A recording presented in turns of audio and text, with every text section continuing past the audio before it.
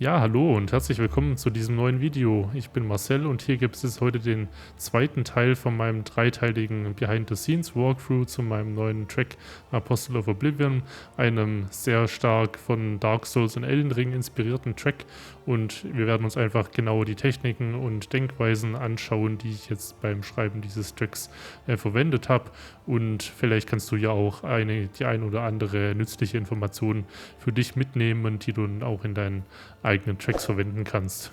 Und falls du über den letzten Teil in dieser Reihe informiert werden möchtest, dann abonniere am besten meinen Kanal und aktiviere auch die Glocke. Aber jetzt direkt in die Zwischensequenz.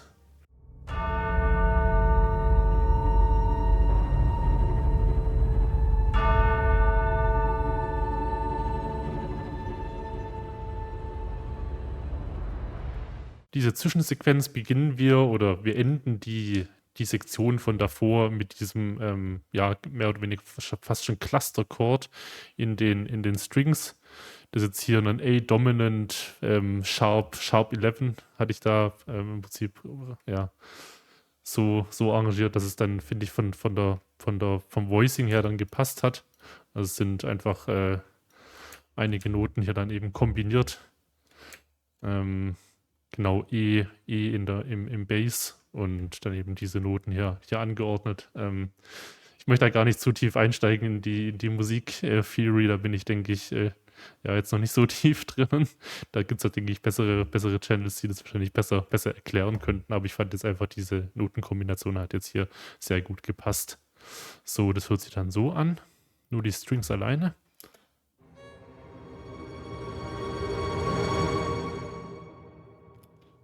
Ja, genau. Und das ist im Prinzip dann als Übergang gedacht. Also, wenn man jetzt im Bossfight, wenn man sich das als Bossfight vorstellt von Dark Souls oder Elden Ring, dann ist im Prinzip der Moment, wo halt der Held im Prinzip den Boss erstmal, wo er denkt, dass er den Final Blow im Prinzip dann ausgeführt hat, also wo er den Boss dann besiegt hat. Aber da geht der Boss dann im Prinzip in diese also diese Transformationsphase, sage ich mal, und wird dann im Prinzip nochmal mehr oder weniger wiederbelebt und geht dann halt dann geht es halt in die zweite Phase. Und genau, wir haben ja auch noch den Brass haben wir ein bisschen dabei mit den Hörnern. Die spielen, glaube ich, auch noch so ein ja, Flattertang wieder wie von vorhin.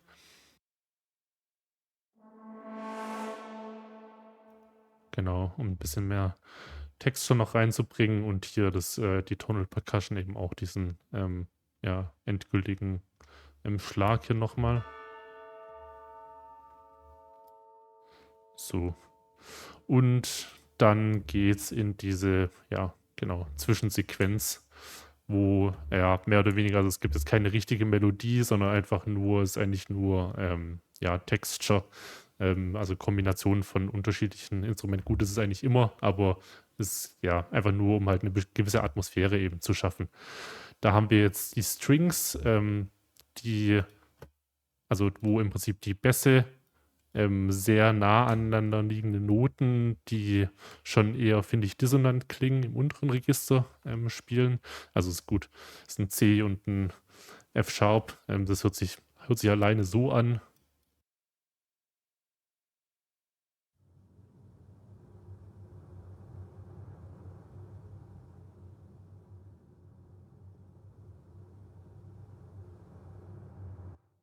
Ja, gut, man hört es halt sehr schwierig, aber ich finde, das hat schon einen starken Unterschied gemacht. Man muss auch auf die rechte Seite hören. Und um das halt identifizieren zu können, diesen Sound. Und wir haben halt eben die hohen Violinen, die diese Harmonics im Prinzip spielen. Also die spielen dann sehr nah am Steg von der Violine und produzieren im Prinzip dadurch diesen sehr hohen Ton, den man ja also man hört ihn schon sehr schwierig, weil es eben auch sehr leise ist, aber es hat schon einen gewissen Unterschied gemacht. Und wenn man sich mal die Register anguckt, also diese Note, die klingt im Prinzip noch mal ein bisschen höher, als sie jetzt hier eingetragen ist. Also die klingt wahrscheinlich hier jetzt in dem oberen Register noch weiter oben bei C7 oder höher. Und hier eben ja, diese tiefen Noten, die halt einfach nur, ja, dieses tiefe, ja, Grollen im Prinzip erzeugen, dann mehr oder weniger. Das hört sich zusammen so an.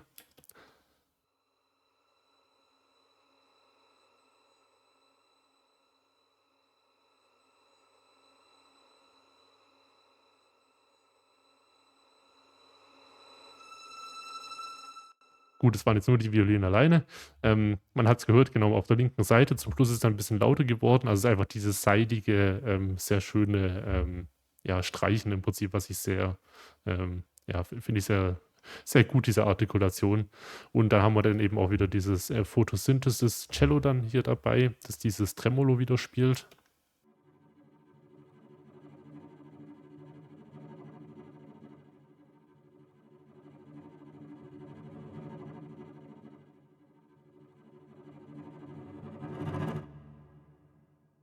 Genau, und dann hört es dann hier eben wieder auf. Und außerdem haben wir die Solo-Voice, die hier ein bisschen, ja, diese, ja gut, nicht wirklich Melodie, es sind im Prinzip einfach nur 2 Noten, also einen Halbtonschritt nach unten, was halt dann auch im Prinzip für diese bedrohliche Atmosphäre dann eben sorgt.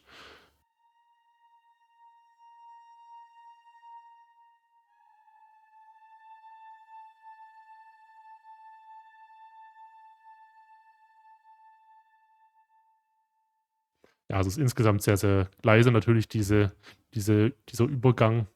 Wir haben hier sehr prominent natürlich ja, die Bells, also die Tubular Bells, und die Harfe habe ich dann im Prinzip auch noch verwendet. Die kann ich gleich mal alleine spielen.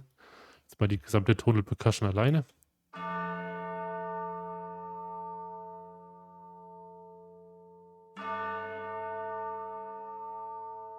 Und die Harfe klingt im Prinzip in einem sehr tiefen Register auch.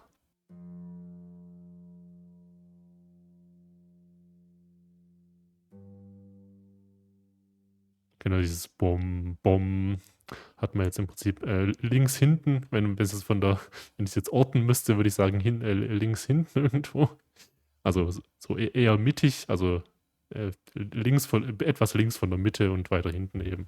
Genau, und die spielte im Prinzip dann bewusst diesen dissonanten Chord, also diese dissonante Note. Also wir haben im Prinzip einen A in den Tubular Bells und einen G, was halt im Prinzip schon sehr dissonant ist, weil es halt klar ist, ein Register weiter unten, ja, eine Oktave weiter unten. Allerdings halt eben der Ton, der direkt benachbart ist, und das ist halt schon mehr oder weniger crunchy, der Sound. Klar, jetzt geht natürlich noch deutlich dissonanter, aber eine gewisse Dissonanz ist auf jeden Fall da. Und das wollte ich eben dann auch erzeugen mit diesem Effekt. Und wir haben dann hier die tiefen Drums, die halt diesen Trommelwirbel mehr oder weniger durchführen.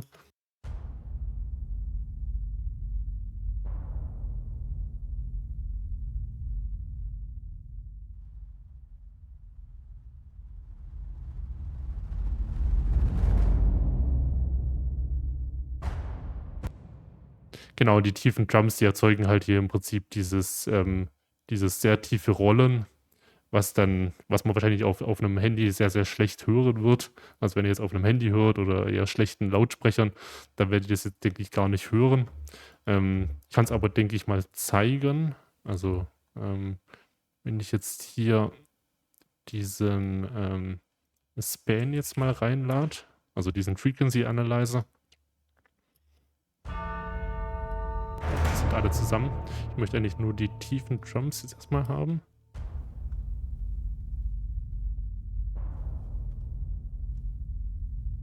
Genau, also ihr habt es gesehen, also es ist schon sehr, sehr tiefes Rumpeln im Prinzip hier im Bereich zwischen 40 und 100 Hertz, und das wird man halt auf einem Handylautsprecher wird man das jetzt eben nicht hören. Genau, so viel dazu. Und die werden dann hier im Prinzip ein bisschen leiser und dann eben wieder lauter, weil es dann ja im Prinzip in diesen großen lauten Teil dann eben im Anschluss geht. Und hier habe ich dann auch noch das Symbol von Nucleus verwendet, weil ich manchmal ein bisschen das Gefühl habe, dass die Symbols von Damage 2, die ich ja normalerweise verwende, nicht so ganz den Sound haben, den ich jetzt für die Stelle haben möchte. Und das hört sich dann im Prinzip so an.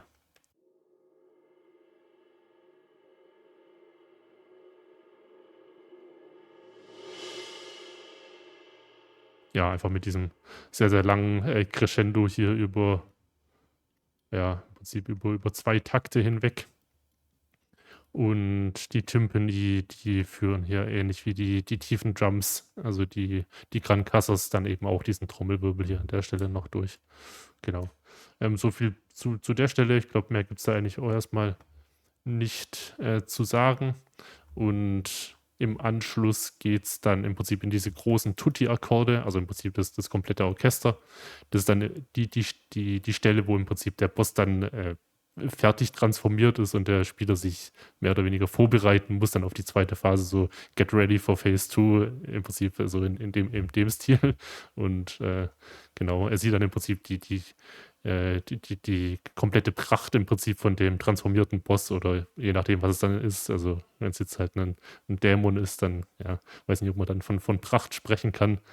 Aber ich habe halt diesen, ja, richtig schönen Engel im Prinzip mir vorgestellt, aber halt der gleichzeitig auch eben sehr, sehr verstörend ist und gegen den der Spieler dann im Prinzip im nächsten Schritt dann eben kämpfen muss.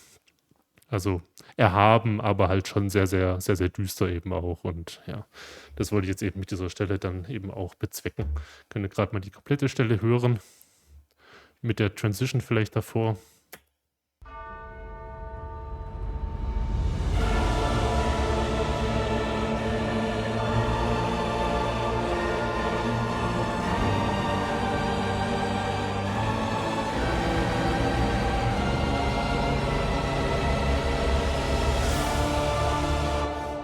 Genau, und das ist dann im Prinzip die Stelle, wo es dann halt wieder in den Kampf geht. Also das gehört, was wir jetzt gerade gehört haben, gehört eben noch zu der Videosequenz mehr oder weniger und danach geht es dann halt wieder in den Kampf und geht es halt eben weiter.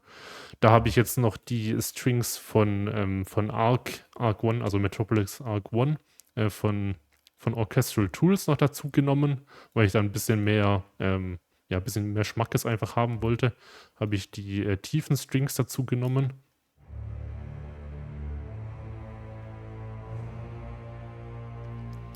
Genau, die hier einfach die Basslinie spielen und die hohen Strings, die halt hier mit diese, ja, mehr oder weniger Melodie spielen, die dann eben auch vom Chor gesungen wird.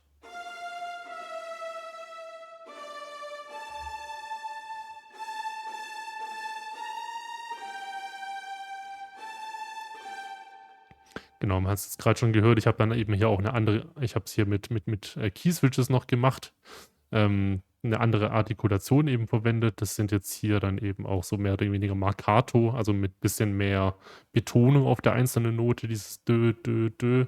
Und die anderen sind eben dann auch langgezogene Noten, ganz normal. Und habe dann hier auch noch dieses, ja, Cluster Glissando im Prinzip auch von Metropolis Arc 1 ist es, glaube ich, noch eingebaut. Das ist im Prinzip wie so, man kennt es ja von die Riser in Trailer-Musik oder so, die dann halt immer so ganz langsam oder teilweise auch schnell eben nach oben gehen, immer höher werden. Ich kann es gerade mal spielen. Also das wird dann im Prinzip von den Strings gespielt.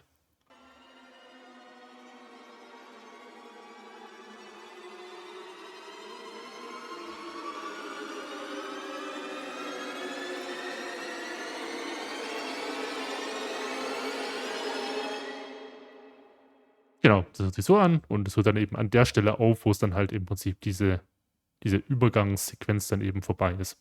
Und ja, die Strings komplett können wir jetzt auch mal gerade anhören.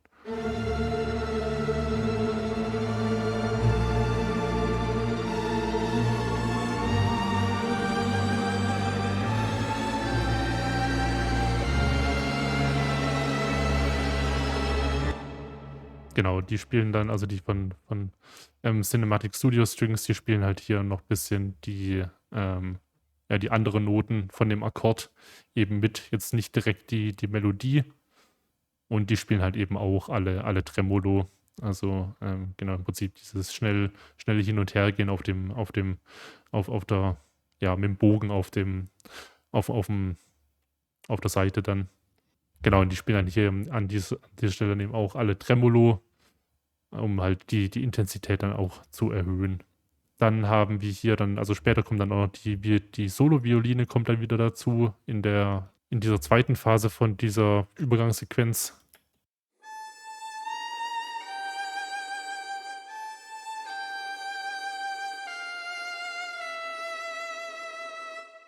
Genau, das finde ich hat an der Stelle dann auch sehr gut gepasst und das Solo-Cello.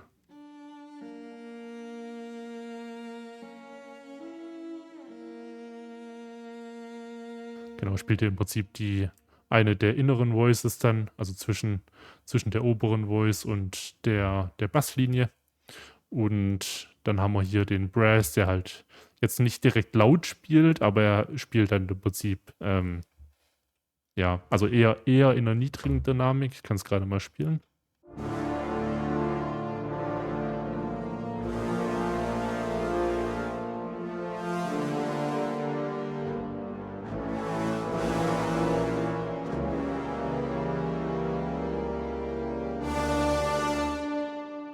Ja, also so, ich hätte jetzt gesagt, also mittlere bis hohe Dynamik, aber jetzt halt nicht so wirklich laut. Also sie fangen hier klar am Anfang ein bisschen lauter an, aber gehen dann halt doch auch eher so Richtung, ja, von Forte Richtung Mezzoforte, würde ich jetzt mal sagen, so in etwa. Und spielen halt hier im Prinzip die Akkorde im unteren Register dann eben auch mit. Da habe ich einfach nur einen Ensemble-Patch verwendet für den Low Brass.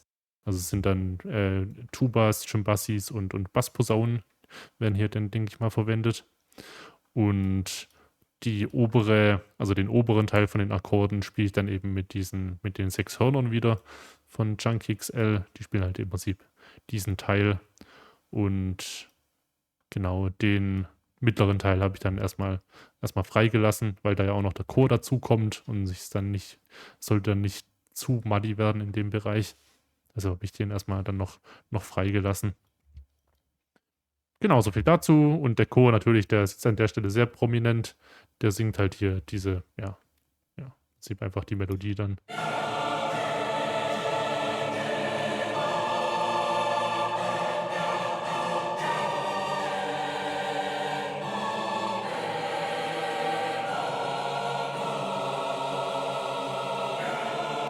Also man sieht es hier, sind auch wieder 2 Spuren. Da hatte ich im Prinzip das auch rausgerendert nach Audio, weil ich da dann zum Schluss ein bisschen Performance-Probleme hatte mit dem. Kann gerade mal den Part dann wieder stumm schalten. Dann haben wir im Prinzip nur die Sounddatei, die dann nachher spielt. Genau, so viel dazu. Und die Tonal, also die Percussion, die setzt dann eben auch hier wieder einfach nur die Akzente und die tiefen Drums, die im Prinzip setzen diese Akzente auf den wichtigen Beats, um da ein bisschen mehr Schmackes mehr oder weniger reinzubringen. Genau.